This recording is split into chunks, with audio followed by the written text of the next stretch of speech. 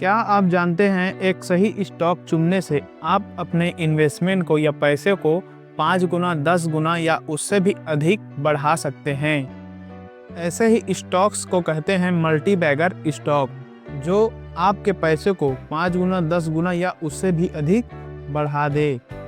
आज हम इस वीडियो में जानेंगे कि मल्टी बैगर स्टॉक्स को कैसे सिलेक्ट करें और इनसे कैसे ज़्यादा से ज़्यादा रिटर्न ले सकें। नमस्कार दोस्तों, मेरा नाम है जसवीर और आप देख रहे हैं आपका अपना YouTube चैनल। मैं आपका स्वागत करता हूं आपके अपने इस YouTube चैनल में। आज हम मल्टी बैगर स्टॉक्स के बारे में बात करेंगे कि उन्हें कैसे चुनें, उनमें कैसे निवेश करें। अगर आप स्टॉक्स में निवेश करना चाहते हैं और मल्टी बैगर स्टॉक्स की तलाश में हैं तो इस वीडियो के लास्ट तक बने रहिए। आइए सबसे पहले जानते हैं कि मल्टी बैगर स्टॉक्स होते क्या हैं। मल्टी बैगर स्टॉक्स वो स्टॉक्स होते हैं जो लंबे समय में या कम समय में आपको ज़्यादा से ज़्यादा मुनाफा बना कर दे। उदाहरण के तौर पर अगर आपने किसी स्टॉक में 10,000 लगाए हैं 5 सालों के लिए और 5 साल में वो 10,000 बढ़कर 1 लाख हो जाए तो उसी स्टॉक को हम मल्टी बैगर स्टॉक्स कहते हैं। आपने शेयर मार्केट से जुड़े हुए हैं तो मल्टी बैगर स्टॉक्स के बारे में आप जरूर जानते होंगे। आपने किसी न किसी मल्टी बैगर स्टॉक्स के बारे में जरूर सुना होगा। Late mister Rakesh Jhunjhunwala sir ने अपने शुरुआती दिनों में टाइटन कंपनी के शेयर 2 रुपए पर खरीदे थे, जो आज हजारों में ट्रेड कर रहे हैं, जो एक मल्टी बैगर स्टॉक बन गया। मल्टी बैगर स्टॉक को चुनने का भी कई फार्मूला होता है। आगे इस वीडियो में हम जानेंगे कि मल्टी बैगर स्टॉक्स को कैसे चुनें, कैसे उनमें निवेश करें। आइए जानते हैं कि मल्टी बैगर स्टॉक्स को कैसे चुनें। सबसे पहले मल्टी बैगर स्टॉक्स चुनने से पहले आपको देखना चाहिए कि कंपनी का बिजनेस मॉडल क्या है, कंपनी काम क्या करती है, किस सेक्टर में कंपनी काम करती है, वो कौन से प्रोडक्ट्स निर्माण करती है जिनका सप्लाई चेन अच्छा होता है, जिनका डिमांड मार्केट में बना रहता है। आपको ऐसी कंपनियों में निवेश करना चाहिए जिनका बिजनेस मॉडल सॉलिड हो और कंपनी का प्रोडक्ट लंबे समय तक डिमांड में बना रहे। ऐसे ही कुछ सेक्टर हैं जिनके प्रोडक्ट हमेशा डिमांड में बने रहते हैं, जिनको कोई भी खत्म नहीं कर सकता, जैसे कि IT सेक्टर, FMCG सेक्टर और फार्मा सेक्टर।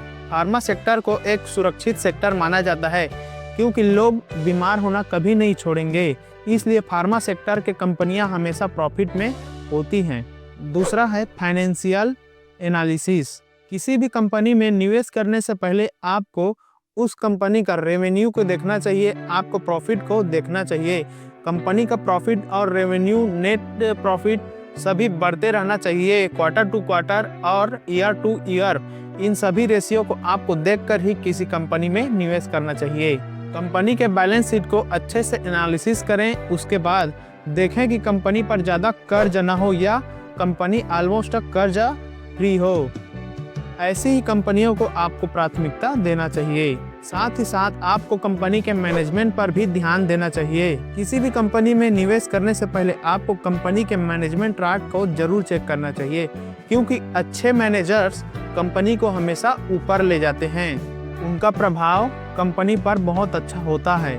साथ ही साथ आप जिस कंपनी में या इंडस्ट्रीज में इन्वेस्ट कर रहे हो उस कंपनी का पोटेंशियल आपको जरूर जानना चाहिए, समझना चाहिए। साथ ही साथ आपको इंडस्ट्री का ग्रोथ कैसे है, उस इंडस्ट्री में पोटेंशियल है या नहीं, इसको भी जरूर जानना चाहिए, समझना चाहिए, क्योंकि आपको ऐसी कंपनी में निवेश करने से फ़ायदा मिलेगा जिनका फ्यूचर प्लान अच्छा हो या उनको फ्यूचर में ग्रोथ मिल सके, जैसे कि AI सेक्टर और renewable energy sector, green energy sector और साथ ही साथ EV सेक्टर। इन सेक्टर्स का भविष्य सुरक्षित है क्योंकि इन सेक्टर्स में पोटेंशियल है।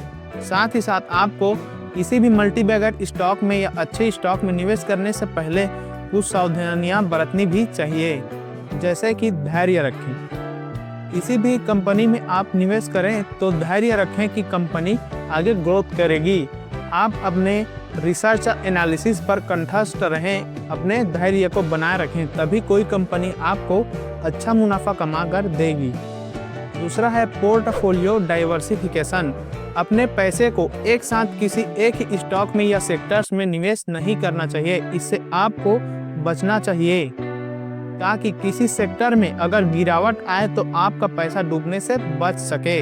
आपको अपने पोर्टफोलियो को डाइवर्सिफिकेशन करना चाहिए, जैसे कि एक साथ आपको किसी सेक्टर में या एक ही कंपनी में निवेश करने से बचना चाहिए और अलग अलग सेक्टर या अलग अलग स्टॉक में आप अपने पैसे को लगा सकते हैं। इसे ही डाइवर्सिफिकेशन कहते हैं। तीसरा है रिसर्च और अपडेट। आपको हमेशा अपडेट रहना चाहिए, क्योंकि शेयर मार्केट में बदलाव होते रहते हैं। इसलिए कंपनी के परफॉर्मेंस पर और उनका प्रॉफिट ग्रोथ कैसा है, वो कंपनी कैसे काम कर रही है, इस पर नज़र बनाए रखना जरूरी है। इससे आपको ही फायदा मिलेगा। साथ ही साथ आपको फोमो से बचना चाहिए। फोमो का अर्थ है फियर ऑफ मिसिंग आउट, मतलब कि दूसरों के देखा देखी में आपको कभी भी निवेश नहीं करना चाहिए और निवेश करने से पहले किसी एक्सपर्ट की सलाह लें तो ये और भी अच्छा होगा, ताकि आप जाने अनजाने में किसी गलत स्टॉक्स में ना निवेश कर पाएं। साथ ही साथ आपको ओवर वैल्यूड स्टॉक्स में निवेश करने से बचना चाहिए। अगर किसी स्टॉक का प्राइस ऑलरेडी बहुत ज़्यादा ऊपर चढ़ गया है या बढ़ गया है तो उन स्टॉक से आपको निवेश करने से बचना चाहिए। उन स्टॉक से अगर आप दूरी बनाकर रखें तो और भी अच्छा है। कई लोग मल्टीबैगर स्टॉक्स के चक्कर में दूसरों से सलाह लेते हैं, लेकिन वो सलाह देने वाले झूठे रहते हैं, फेक रहते हैं। इससे आपको बचना चाहिए। अच्छे सलाहकार से आपको सलाह लेना चाहिए। आपको फेक इन्फ्लुएंसर से बचना भी चाहिए, ताकि आपका निवेश सुरक्षित रह सके, आपका पैसा सुरक्षित रह सके।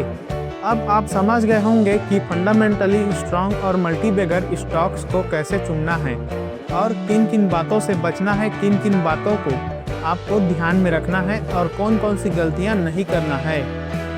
अब इन बातों को अमल में लाने की आपको ज़रूरत है। तो सबसे पहले आपको एक डीमैट अकाउंट खोलना पड़ेगा, जिसका लिंक हमारे डिस्क्रिप्शन बॉक्स में दिया गया है। उसके बाद आप अपना फाइनेंशियल गोल सेट करें। उसके बाद छोटी शुरुआत करें। धीरे धीरे आगे बढ़ने से आप लंबा टिक पाएंगे शेयर मार्केट में। इसलिए आपको बड़ा इन्वेस्टमेंट नहीं करना है, छोटे से शुरुआत करें और उस निवेश को धीरे धीरे आगे बढ़ाते जाएं या निवेश को बढ़ाते जाएं। तो दोस्तों, ये था आज का हमारा वीडियो। उम्मीद है ये वीडियो आपको ज़रूर समझ आया होगा और इससे आपको थोड़ा बहुत नॉलेज मिला होगा। अगर वीडियो आपको पसंद आया तो वीडियो को लाइक करना ना भूलें, साथ ही साथ वीडियो को शेयर भी कर दें और अगर आप चैनल में नए हैं तो चैनल को सब्सक्राइब करना ना भूलें। मिलते हैं अगले वीडियो में, तब तक के लिए नमस्कार।